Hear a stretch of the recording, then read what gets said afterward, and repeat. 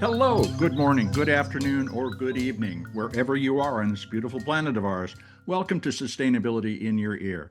This is the podcast conversation about accelerating the transition to a sustainable carbon neutral society, and I'm your host, Mitch Ratcliffe. Thanks for joining the conversation today. We're going to be talking about EPR, Extended Producer Responsibility Laws. Americans generate approximately 1.3 billion gallons of used motor oil a year, and only about 800 million gallons gets recycled. However, most of that is burned as fuel rather than re-refined into new oil. The remaining 500 million gallons are disposed of improperly, often dumped down drains, left in garages, or poured on the ground and sent to landfills. When it comes to the plastic containers that motor oil comes in, the recycling rate is even worse. Most curbside programs won't accept them because residual oil contaminates other recyclables. Today, we're going to be discussing oil recycling in Colorado, where Earth 911's recycling locator lists 824 locations that accept motor oil and oil containers. But collection alone doesn't solve the problem. Someone has to pay for that infrastructure, someone has to manage the logistics, and someone has to take responsibility when things go wrong. Until now, that's fallen mostly on municipalities and volunteer programs. But extended producer responsibility laws are changing that equation by shifting the financial burdens to companies that make and sell these products. Our guest today is David Laws. He's CEO of the Lubricants Packaging Management Association.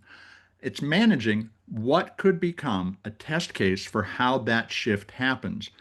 In September 2024, five major oil companies, including BP Lubricants, Chevron, ExxonMobil, Shell, and Valvoline, founded the LPMA as an independent producer responsibility organization. And a year later, Colorado approved their program plan, making LPMA the first industry-led PRO, that's a producer responsibility organization, to secure state approval under EPR legislation. Colorado gave producers a choice. Join the Circular Action Alliance, which manages all packaging and printed paper recycling in the state, or develop their own sector-specific program, which must demonstrate better outcomes than the alternatives. LPMA chose to go it alone, arguing that petroleum packaging requires specialized handling that general-purpose programs can't provide efficiently. Laws brings deep EPR experience to his work. He spent a decade regulating EPR programs in Canada, and he argues that producer flexibility, that is, letting companies design their own compliance pathways, leads to better environmental results and lower costs than state-mandated single PRO models. And, as evidence, he points to Oregon, where a lawsuit is challenging the state's requirement that all producers join one organization, as evidence of what can happen when choice is restricted. The question is whether that's good policy or good lobbying. Five of the largest oil companies in the world have built a compliance system that lets them manage their own waste on their own terms. They say it's more efficient. Critics might ask whether producers should be writing the rules they're supposed to follow, and that's a good question. LPMA is already operating in California, Maine, Minnesota, Vermont, and Oregon, with Maryland and Washington likely next. If Colorado's model works, it could reshape EPR programs nationwide. If it doesn't, it could prove that some decisions are better left to regulators rather than industries being regulated. We'll talk with David about how Colorado's approval process worked, why petroleum packaging can't be managed through curbside programs, and what the business case is for independent PROs, as well as how he plans to scale operations across states with different regulatory frameworks. You can learn more about the LPMA at interchange360.com. Interchange 360 is all one word, no space, no dash. Interchange360.com. So let's see whether producer choice delivers better results or just better deals for producers right after this brief commercial break.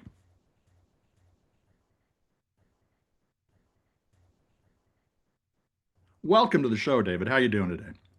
Great, Mitch. Thanks very much for having me. Well, thanks for joining me early in the morning in Victoria. I see the sun is rising at your place just like it is at mine. I wanted to start off with a kind of a practical question. Earth 911's database lists 824 Colorado locations that accept motor oil and motor oil containers. So the question is, how does LPMA's EPR program change the end-of-use automotive oil and oil packaging recycling challenge for Coloradans? Is it going to be easier? Yeah, it'll be much easier. Right now, before the program starts, if one of those change stations is taking back motor oil, that'll continue under the current market-based program that they have. So that whoever's doing that for those facilities now will continue to do that. The big change is going to be now when the container is decanted into the tank, right now it goes into the garbage. And Yeah. so the change when this program starts is that container is going to go into the recycling station. So that now those facilities will have a recycling option where they didn't before. Does that mean the containers will be rinsed and cleaned before they go into the process, or does it all go in together, oil and container? No, the oil typically gets decanted into a large tank and then pumped out by a truck. And those Well, I facilities, understood that part. Yeah, I understood yeah. that part. What I'm asking is, do the dirty containers, is there a way to wash the inside of those containers? Yeah, I would say just empty it as best you can. Don't Okay. wash it on site. We have facilities that do that. Put the cap on it, put it in, whether we have a tote or we have a bag or we'll have something at your facility you can put it in. And one of our contracted trucks will come pick it up. It might be the same truck that picks up your oil. They might also be picking up the containers. And then we'll deal with all that at one of our specialized facilities. How many of those specialized facilities does Colorado require? Yeah, it's interesting. It's pretty specialized. So we'll probably Good. have regional facilities, and this is Colorado's first in the country to get going here. There's other states that are close by, so we'll have regional facilities that'll do some of the work, probably densify and prepare for transport to longer distances. There will be some capacity that's needed in the U.S. to handle this because the recycling rate for oil packaging is quite low. Yeah. So we're starting from a real low baseline. There's a few companies that have provided some interest in providing the recycling. And so we'll work with those to make sure this happens. So Colorado is the first state to approve an independent industry-led PRO. And I'm wondering, what was the approval process and the negotiation like? Yeah, it was quite extensive. So, the first thing we had to do is work with the state staff to understand the independent pathway and to make sure we could comply with it. We then went through a process with the Colorado Advisory Board, and they put us through the ringer that they should, and really reviewed our plans and how we were going to collect and manage this material because they're looking for transparency on our program for sure to make sure that we're meeting the results that are put into the regulation and that we're equal or better than the other programs as well. So the common packaging program, this is not about skirting the law or finding an easier pathway through the law. It is about meeting the same results in an industry friendly way. You've described this as a milestone for EPR in the United States. Other than being first, how do you think this is an exemplar of what we need in extended producer responsibility? Yeah, it is really a milestone, and you're right. It's more than just first, it's the right model. And I've been in EPR policy for 20 something years, and it's Colorado that's gotten it right. What they've done, they've provided industry flexibility by maintaining strong oversight. So what that's done, industry has a separate pathway in Colorado where they don't always have that in every state, yet there's still really strong oversight by the state and by the advisory board. So that's what they've gotten right. And it's first in Colorado. It's the first plan approved in Colorado before the general packaging plan. It's up for approval right now, but it's also precedent setting across the country for other states to look at and see the process, see how it works, and possibly offer up the same independent pathway. Well, let's talk about those other states. Where are you operating? Or rather, I did explain where you were operating in the introduction, but what is the state of those operations at this point? Yeah, Colorado's, obviously we have an approval and we're off and running in Colorado and we'll be collecting containers early next year. The other states that have passed packaging, you've outlined them, but one problematic state for us is Oregon. Oregon doesn't allow producer flexibility. They are forcing everybody into a single pro. And we've talked to the state quite a bit about that and why it doesn't work. Oil containers with residual fluid in them, they don't commingle well. They don't do well with food grade packaging. The people that run the food grade packaging recycling program don't want these containers in the blue box because it devalues the market value of that material. This is always best everywhere where there's a good packaging program, there's a separate program for oil containers. Let's talk about contamination just a little bit. Yeah. This is a really interesting issue for me after having done this for 10 years. And we try to explain this all the time, but can you describe what happens when motor oil gets, for instance, mixed with corrugated cardboard? Yeah, essentially it just makes that corrugated cardboard less easy to recycle. So it does cause an issue in the market value of that material. Recyclers hate it. They want pure corrugated cardboard, as clean as you can possibly get it. That's their dream. They can turn that back into new cardboard products. If it's contaminated, it's less likely to come back as a new product and could wind up, either in a landfill or incinerated. Clean, clear separation of materials is really important to the economics of recycling. And a lot of times when we think about recycling, we think, oh, the city takes care of it. Can you kind of unpack for us the layers of public and private entities that are involved in the transmission of what we put in the bin to the recycler? Yes, this is exactly why we need to have a separate and independent program for automotive packaging. It is not something that, whether it's a city-run program or an industry-run program, it doesn't commingle well. But we do work with many cities. If they have a depot or household hazardous waste depot, those are perfect locations for us to work with them. That's where the oil is going. So we tend to follow where the oil goes. You don't put oil in your curbside blue box program. You take it back somewhere else, and that's where the packaging is going to be generated. And that's where we'll work with the general packaging program to have communication out to residents to direct them to, take back their oil and the container to the same facility and keep it out of the curbside program. There's also a real problem with aerosol containers in the curbside programs. They don't do well in the curbside program as well. They tend to cause, damage when you go through the processing facility and MRFs, material recycling facilities, sometimes cause fires. So that's why the general packaging program wants these materials separate.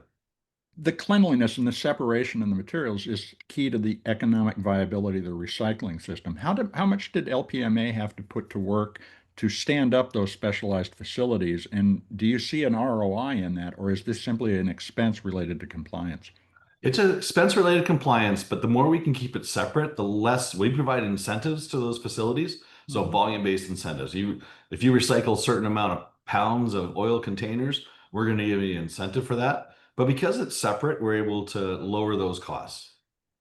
Let's go back to Oregon for a second. You Yeah. are working in the state, and I'm curious how that's going. What lessons are you learning from the first few months of being engaged with the state of Oregon's Department of We are Environmental engaged with the Policy? state of Oregon. We do have an exemption program. We haven't started collecting containers yet. We aim Mhm. to, but we haven't started collecting containers yet.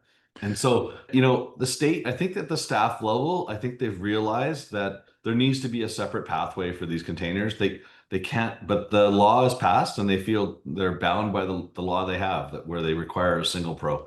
I think they understand that we can, if separated, we can hit really high recovery rates. For example, the program I run in British Columbia, we collect and recycle 96% of the oil containers put on the marketplace. That is an astounding number when you consider where the US is currently at, where Oregon is currently at probably zero. And so it won't happen overnight to get to 96. It takes a little time and a lot of communication with residents. But at least we can show that if separated, we can get to these high recycling rates. I know the National Retail Federation is one of the industry associations that is particularly concerned about Oregon. Who are some of the other entities that are participating in trying to make some changes in the policy here? Here, by the way, folks, I do live in Oregon, and this is not meant as a defense of the state, but an honest question. And good for Oregon for, taking a leadership role in regulating this product and regulating EPR. They just need to tweak it, really. And so there's many industries that are sort of, I would say, caught up in the single pro Oregon law that don't like it. I think glass industry is one of them. They, Mhm. even that doesn't do so well on the blue box. It's heavy, and they would prefer an independent option if they can do it. I've seen glass collected independently and managed quite well. Glass is actually a really nice circular economy product. Can be cleaned up and reused again. It's a nice environmental product. There's others too that are, I would say, ag pesticides and Mhm. paint. I mean, those are the types of industries that want choice. They don't necessarily want to be lumped into the common collection program at curbside. You mentioned a moment ago your 10 years of experience in Canada. What lessons from Canada's experience, which is far more developed than ours, are you beginning to apply here as you bring LPMA to the forefront? Yeah, we're certainly bringing our knowledge on sort of the collection framework and what it takes to collect that material. We're also able to, provide examples, living examples of what it looks like when it's built. And I think that's really powerful. We recently toured a bunch of California legislators up in Victoria and showed them some of our facilities, and they got to see firsthand just how this, how does the program work? How does an independent, separate program work? How does packaging work and combine with the oil and antifreeze? And I think they were quite surprised at how easy we made it look. And the recovery rate speaks for itself. In addition to all those successes, what are some of the mistakes that were made in Canada that you're watching out for here? Yeah, well, probably one mistake is, we really developed it province by province, the program in Canada. We didn't go for a national harmonized entity. So we Mhm. learned that lesson. And in the US, when LPMA is formed, it's a national EPR compliance agency. So we're able to sort of smooth out the bumps for the members and have consistent harmonized reporting of material into LPMA and then work with each state to try and harmonize as best possible. Every state regulates just a little bit differently, but it's our job to kind of smooth those bumps out and still deliver the same results. So it won't matter for the producer members so much the bumps, and so that's our role. There are discussions about a national plastics law, for instance. Do you think we need a national recycling policy? EPA produced a recommendation that we develop one before the Trump administration came in. Should we be pursuing that or go our Yeah, separate ways? well, I think the Constitution might get in the way of some of the going national there because it is a state responsibility to manage waste. But certainly some national harmonization would certainly help, whether it's a national definition of recycling, whether it's some policy guidance from EPA. I think that would be helpful in terms of harmonizing because it doesn't need to be this different across the country. Many countries, unfortunately, Canada's done it the same way. We've regulated province by province. But every other country that tackles this, Spain, France, Italy, they do it at a national level and they do it quite well. That's typically based on a shared definition of what you're handling. And it sounds like what would be valuable would be a national standard for describing materials that can be recovered and reused. Yeah, definitely a national product list, a national producer, harmonized producer definition. So its producers are designed the same across the country, and probably a national definition of what is recycling. Because, strangely enough, recycling has been around for so long, but it still seems to get reinvented every time a new law comes out.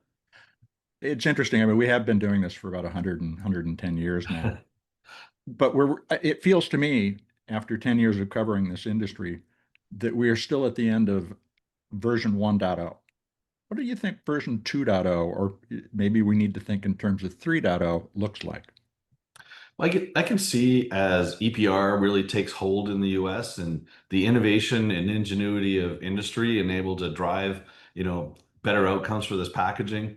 If governments stick to target setting and not operations, you let industry set the targets for industry, let industry innovate and evolve and invest in the sector, we'll see massive changes to what happens to on the ground, to what happens in everyday life in terms of the type of packaging residents are seeing and the recycling rate. And you'll really see it at landfills because you'll see a massive change in what's diverted from landfills. This is a great place to take a quick commercial break, folks. We're going to be right back to continue the conversation. Stay tuned.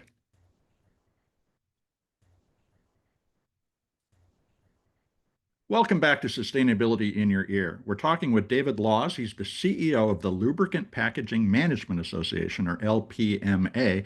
It's the PRO for Colorado's petroleum and automotive packaging industry's extended producer responsibility program. So, David, how do you respond to critics who say, yeah, okay, choice is great.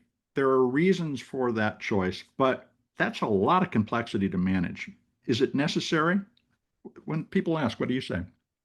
Yeah, we've done the business analysis around the choice and why, this industry has decided to, have a separate program and that it's a positive business case for it. And so we're looking to provide compliance to everybody that's a participant in our program, meet the state targets, especially for recycling and recovery, and get the best deal for this industry. And that's why we're doing this in a separate way. Keep the costs down as far as we can. We have an obligation to our producers to keep costs down. One of the things we do at Earth 911 is answer a lot of questions from consumers, thousands and thousands of them over the past 10 years.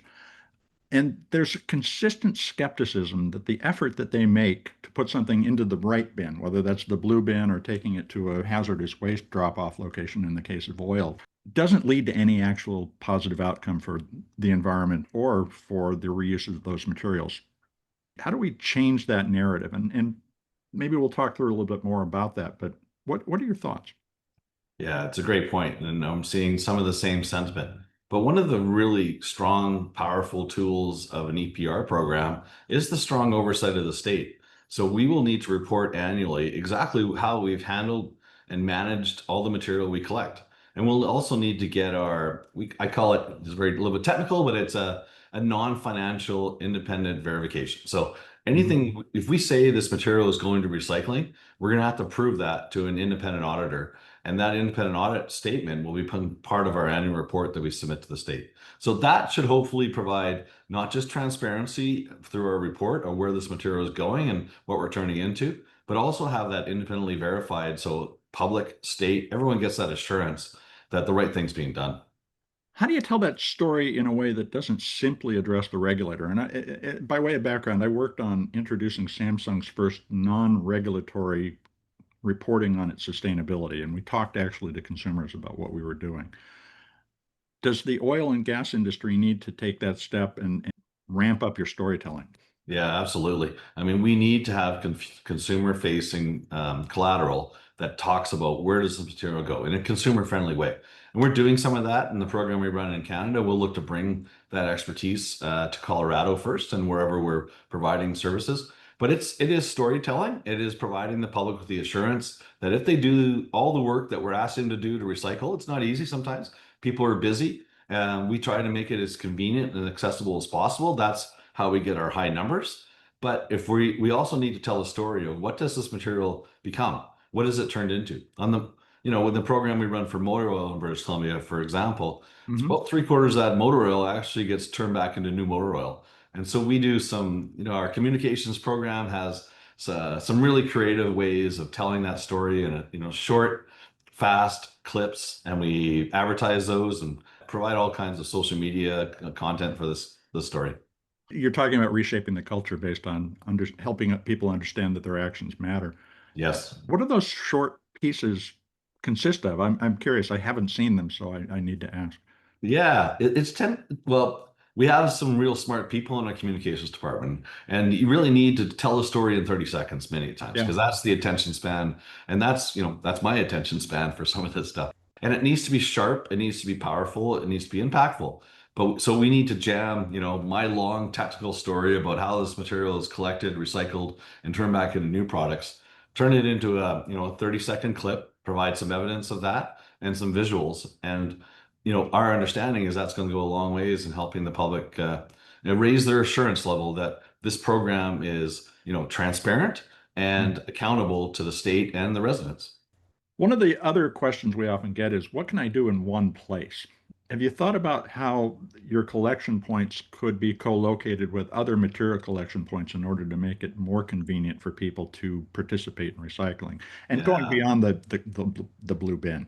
Yeah, absolutely. This is why I love the network of household hazardous waste depots in Colorado. I toured them last year, and they're absolutely a fantastic network. But that's the one-stop shop for residents to take back everything that's left over in your garage. They're taking back paint, aerosols, like not things that are part of our program, but part of other programs, other EPR programs, or state-run HHW programs. So it's a fantastic network, and that's going to be the first place we go when we look to take back oil packaging. So those one-stop shops are fantastic. There's also community events that get put on. Usually Yep. that's cooperation with the local government where they don't have a full-time facility. They like to run these roundup type events. And we'll look to partner with them because, if we can do that, those multi-material events are gold. How do we encourage collaboration across material streams to lower the overall cost of collection, sorting, and processing? Have you all been talking about that with CAA or other PROs? Yeah, that's absolutely our job, and that's industry's job. It's part of keeping the costs as low as possible, is make sure we're coordinating where it makes business sense to do so. So we've been talking to CEA for sure. Like I said, they don't want oil packaging in their blue box, but some of it's going to make in their blue box, as much as we don't want their food grade packaging in our program. But undoubtedly, some of it makes it into the wrong spot. We need to reconcile that at the end of the day, get things back into the right spot. There's also consumer information is another area where we really want to work, with Circle Action Alliance here. We started that discussion. Circle Action Alliance is producing resident information. The perfect answer is not to have too many X's. You can't recycle this and you can't recycle this.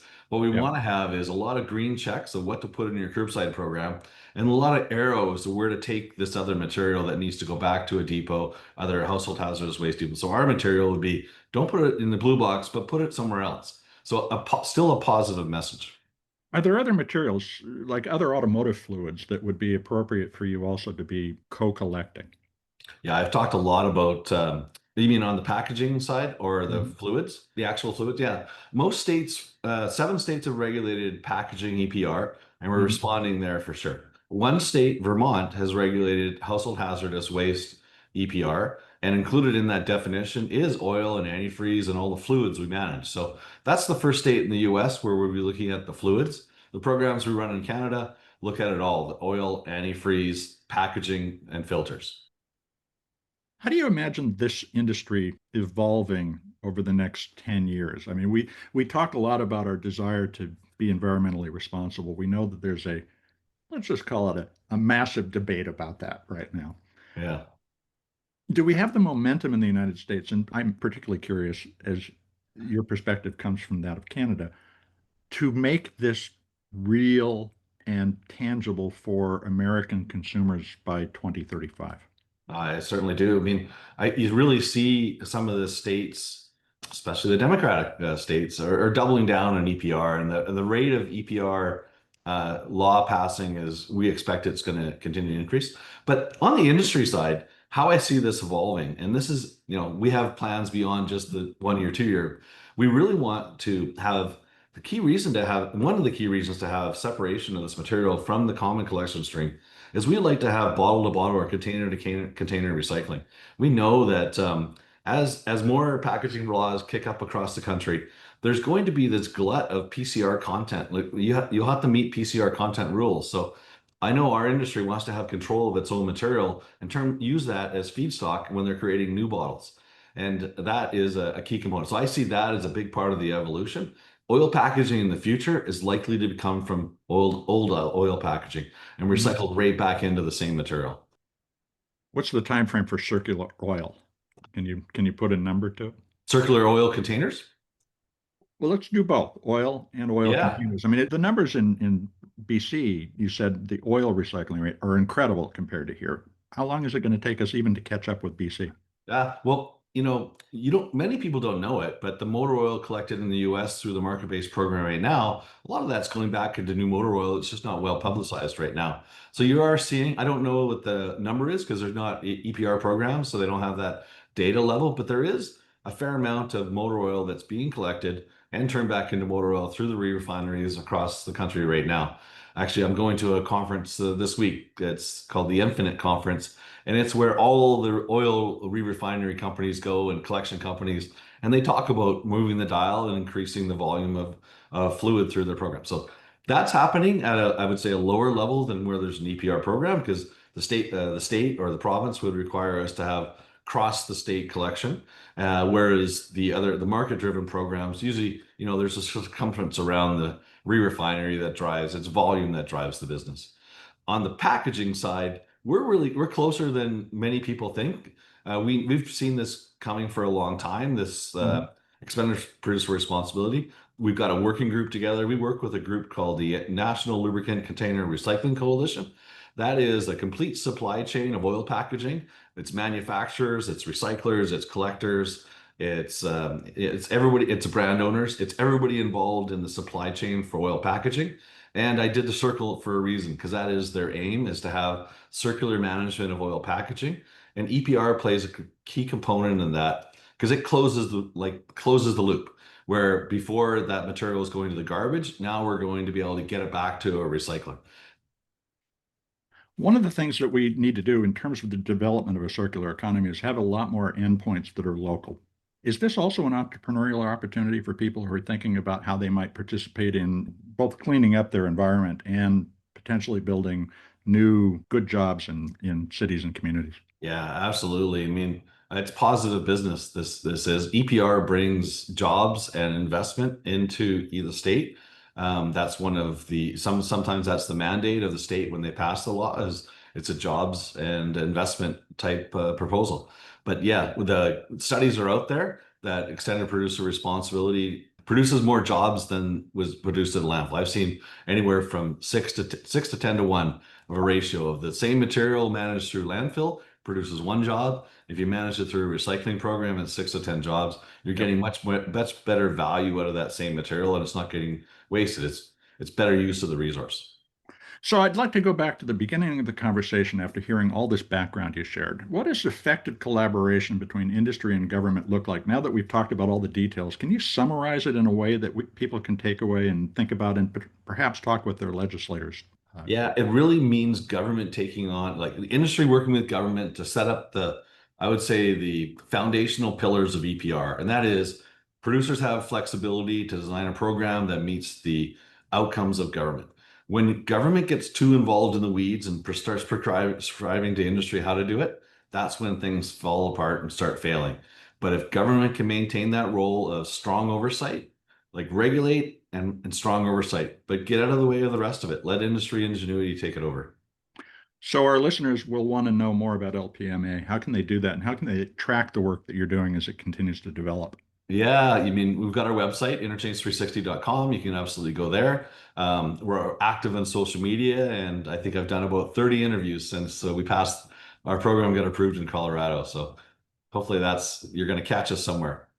Well, David, thanks a lot for the time today. It's been a really interesting conversation. Excellent. Thanks a lot, Mitch.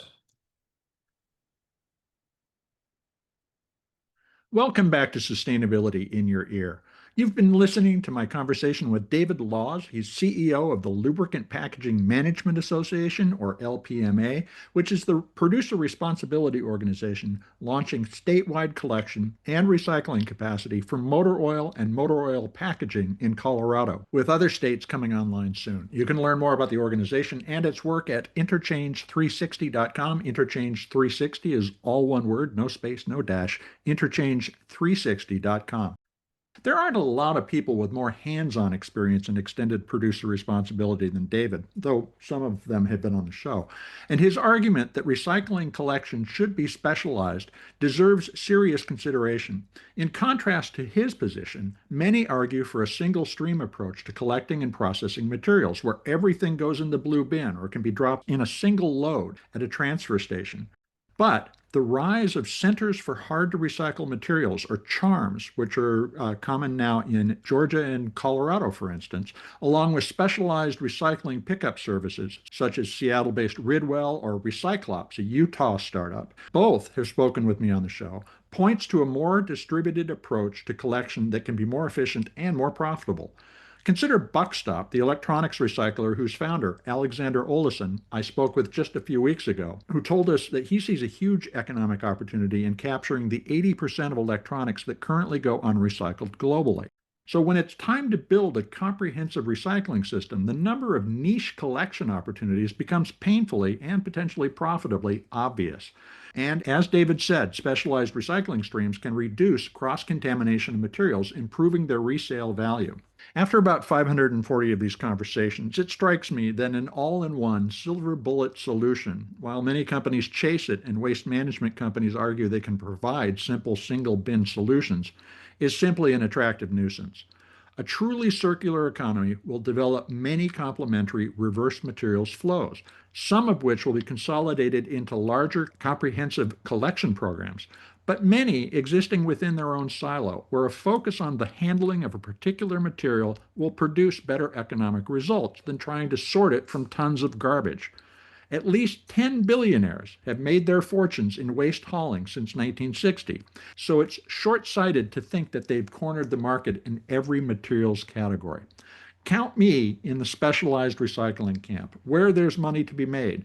You know, at one point, Earth 911 researched the potential value of the circular economy, of the stuff coming back for reuse, and what it will add to the global GDP. We found that it will produce more than $2 trillion a year in new value. There are new jobs, new companies, new nonprofits, and new things that we cannot imagine coming because people have a remarkable habit of concocting wild-ass solutions that may seem crazy at first, but turn out to be perfectly self-evident in retrospect. We're at the very dawn of the circular economy. We're on page 3 or 4 of a long history that will be written by innovators. So stay tuned. We'll keep the innovator interviews coming. And I hope you'll also take a moment to help out our mission here at Sustainability in Your Ear. We've got more than 500 shows that you can share with your friends, your family, your coworkers, and writing a review on your favorite podcast platform will help your neighbors find us.